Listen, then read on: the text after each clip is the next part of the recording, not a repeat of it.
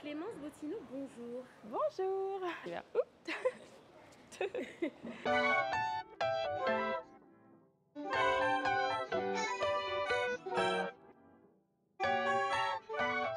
Alors en vérité, ça fait déjà plus d'un an que je sais que je serai la candidate qui représentera la France à Miss Monde.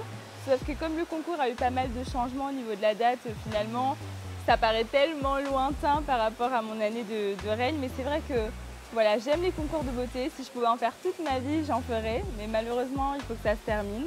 Donc voilà, j'espère que cette aventure va bien se passer. C'est mon 4e concours et j'en suis fière.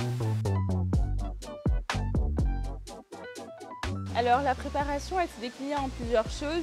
J'ai tout ce qui est le sport, les cours de catwalk avec Richie, avec qui je travaille depuis Miss Univers. Il y a aussi toute la préparation de la peau, des cheveux, parce que voilà, nos cheveux et notre peau vont être mis à rude épreuve pendant cette aventure. Après, il y a voilà, toute la production média, les shootings photos. C'est vraiment, il faut imaginer que tout ce que vous allez voir qu'on va produire, c'est vraiment moi qui ai fait ces choix de A à Z.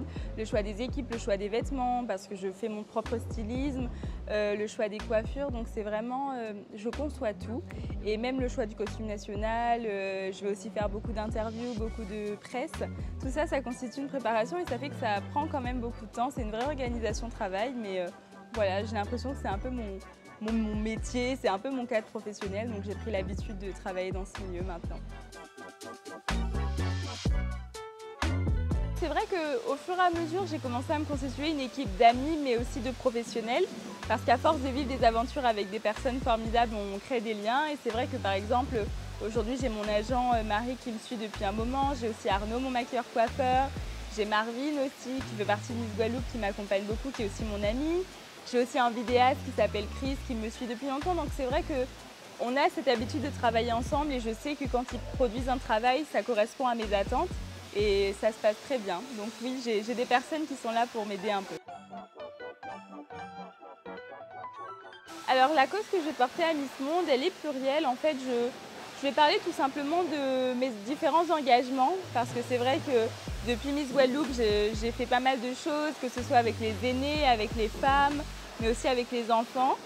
Et j'ai décidé justement de mettre en avant tout ce parcours parce que c'est le mien et voilà, j'ai connu des moments d'opportunité, ce qui m'a permis de m'engager un peu plus et c'est ce que je vais défendre à Miss Monde.